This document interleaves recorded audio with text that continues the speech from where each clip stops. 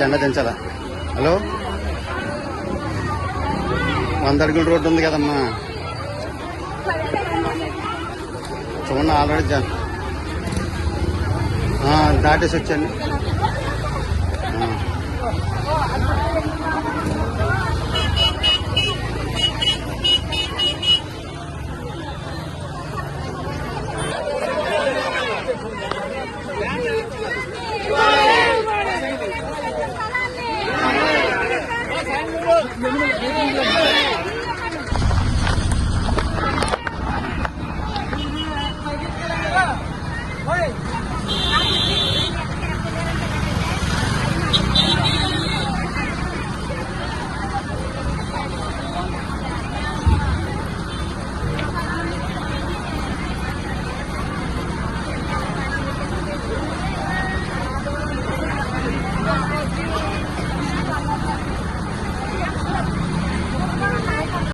భారత communist party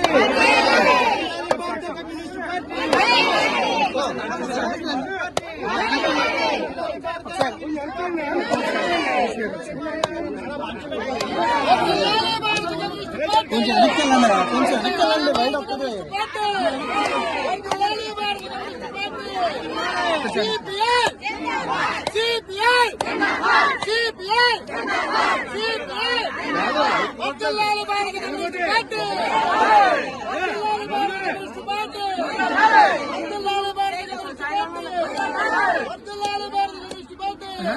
correct కాదమ్మా.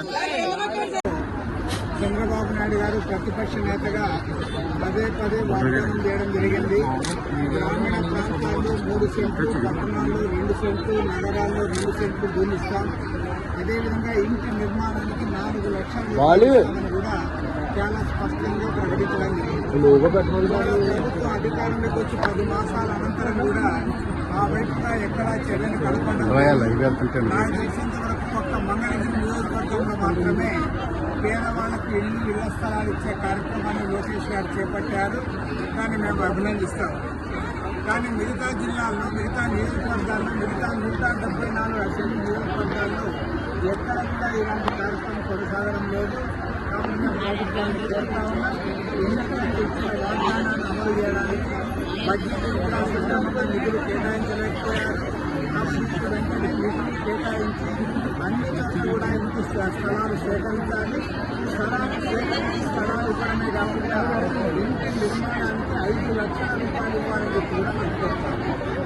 ఎందుకంటే వాళ్ళు అన్ని రకాలుగా రేట్లు కూడా విపరీతంగా పెరిగిపోయాయి కాబట్టి ఖచ్చితంగా 5 లక్షల రూపాయలు ఇవ్వాలని కూడా ప్రభుత్వాన్ని కోరుతా ఉన్నాం. మరి రాజమండ్రిలో ఒక ప్రత్యేకమైన పరిస్థితి. దాదాపు 12 ఎకరాల చోట, 16 ఎకరాల చోట మొత్తం 28 ఎకరాలు కబ్జా చేయడానికి ప్రయత్నాలు జరుగుతూ ఉన్నాయని చెప్పి మా వారి దృష్టికి వచ్చాయి.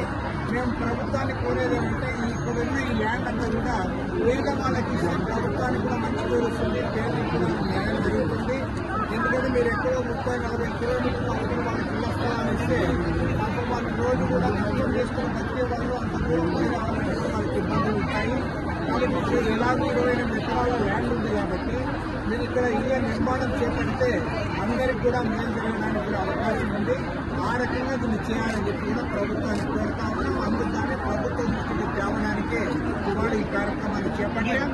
ఇక్కడ జరిగిన అంశాన్ని రాష్ట్ర రెవెన్యూ మంత్రి గారి దృష్టికి కూడా చేస్తాం. ఖచ్చితంగా ఇవాళ ఇప్పుడున్న పేదలందరూ కూడా న్యాయం జరగాలి. రాష్ట్ర వ్యాప్తంగా పేదలందరూ కూడా ఇళ్ల స్థలాలు ఇల్లు వచ్చేంత వరకు కూడా మా పోరాటం కొనసాగుతుంది. ప్రభుత్వం పైన మా పోరాటం మరింతగా ఉధృతం చేస్తామని కూడా ఈ సందర్భంగా ప్రభుత్వాన్ని హెచ్చరిస్తాం.